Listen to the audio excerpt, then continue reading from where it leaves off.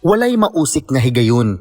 Dali-dali nga may responde si Gobernador Gwen Garcia, pila lang ka oras human miigo ang bagyong Odette sa tibuok Kabisayan ilabi na sa lalawigan sa Sugbo. Gibalik ni Garcia pagsuroy ang tibuok habagatan nga bahin sa Sugbo ni adtong adlawng Domingo. 18 ka mga lungsod ang iyang giduaw bisan pa man sa kakulian sa pagbiyahe. Aron lang gyud ihatod ang initial nga financial assistance, mga relief goods sama sa pagkaon, tubig ug emergency medicines. Una niyang giduaw ang lungsod sa Pinamungahan. Didto iyang nahibaw-an nga adunay usa ka kinabuhi nga nakalas. Gikan sa Pinamungahan, midretso si Garcia sa lungsod sa Aluginsan. Padulong pa lang sa maong lungsod, nakita gyud mismo ni Garcia ang sitwasyon sa mga panimay nga natabunan ug mga sanga sa kahoy. Aduna pay nagbabag nga kahoy sa daan nga dali-dali nga gipanggabas. Guba usab ang pipila ka bahin sa atop sa public market ug gym sa Aluginsan. Niabot dayon ang relief assistance sa maong lungsod. Apan nahugno si Garcia dihang iyang nakita ang monitoring chart nga adunay 6 ka kinabuhi nga nakalas ug 4 ang nasamdan.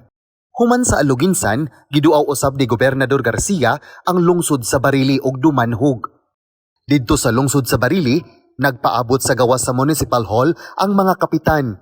Matod ni Barili Mayor Julieto Flores nga dakong kadaot sa agrikultura kay daghang kalubihan ang natumba ug uban pa. Gikan sa Barili, milahos siya sa lungsod sa Dumanhog. Sa barangay Bituon diin himutang ang planta sa Sebeco. Sa gawas naghimo sila og usa ka charging station diin gidagsa kini. Midretso siya sa lungsod sa Ronda ug didto iyang nahibaw-an nga wala sila'y casualty didto. Gidayeg ni Garcia ang pamunuan sa maong lungsod. Apil na usab ang lungsod sa Alcantara tungod sa ilang preparasyon hinungdan nga walay nakalas nga kinabuhi didto. Sa energy, natay 50 kVA nga nag-power sa compound para sa ato ang tubig. Kay i-drive naman ang water pumps sa ato ang mga gensets around 5 nag-operate sa tanang na ay stations po nga na ay kanang water pumps. Doon lang ito i-drive. Instead nga magrasyon ta, ang katong na ay balay nga na ay pump, provide na nato og kanang gensets nga gagmay. Sila na i-distribute sila mga silingan.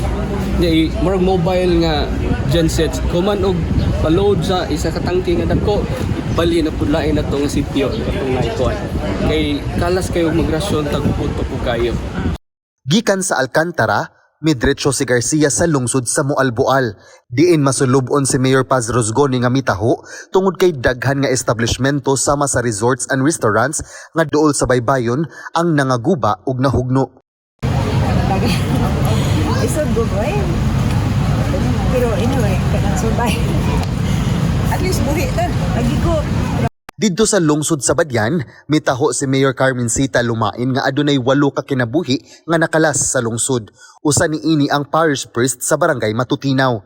Didto sa lungsod sa Alegria, nahibaw-an ni Garcia gikan ni Mayor Verna Magalion nga adunay siyam nga nakalas nga kinabuhi ug aduna pay 2 nga wala pa makit-i. Pagpadulong sa Alegria, dili na maagian ang coastal road sa maong lungsod kay nahugno kini sa kakusog sa paghampas sa dagat. Gabi na nga niabot si Garcia sa Alegria ug naabtan pa niya ang mga katawhan nga nidagsa sa munisipyo kay naaman sila gihimo nga charging station. Dili gyud mi muundang dito sa Cebu Provincial Government hangtod makabarog gyud tagbalik dinhi sa lungsod sa Alegria. Miabot si Gobernador Garcia sa lungsod sa Malabuyok. Mao kini ang ikanapulong lungsod nga iyang giduaw. Apan naglisod ang mga sakyanan pagdiretso sa maong lungsod aron mohatod sa mga relief goods. Nabungkag yun ang dalan didto. Gani sa kalisod, minaog siya sa motor ug iya na lang kining gibaktas. Gisugat siya ni Malabuyok Mayor Lito Narciso Crios. Didto na sinati sa gobernador ang kalisod sa pagtadlas padung sa lungsod sa Malabuyok kay nahagsa man ang sariling bridge hinungdan nga daw na isolate ang maong lungsod. Gani paingon sa sunod nga lungsod nga mao ang hinatilan didto iya usab na abdan ang mga katawhan nga nidagsa sa ilang charging station nga anaa nahimutang gawas sa ilang munisipyo. Human sa hinatilan, sunod nga giduo ni Garcia ang lungsod sa Sambuan. Gabi ina dihang nakahimamat niya ang mayor didto nga si Mayor Doc Tito Calderon. Midritso dayon si Garcia sa lungsod sa Santander at ubangan sa munisipyo nila gisugat si Garcia. Pila lang ka minutos sila nagkahimamat. Miadto dayon siya sa balay lungsod sa Uslob ug Bulhoon, diin gisugat gayud siya sa mga mayor. Hilabihang kasakit sa dughan ang gibati sa gobernador pag-abot niya sa lungsod sa Alcoy, dihang iyang nahibaw-an nga adunay 13 ka kinabuhi nga nakalas didto.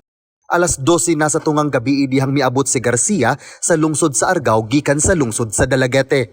Ang Argao mao ay ika-18 nga lungsod nga iyang nahapit aron ihatod ang hinabang gikan sa Kapitolyo ug aron masuta usab ang kahimtang nila didto ug personal nga makahinabi ang mayor.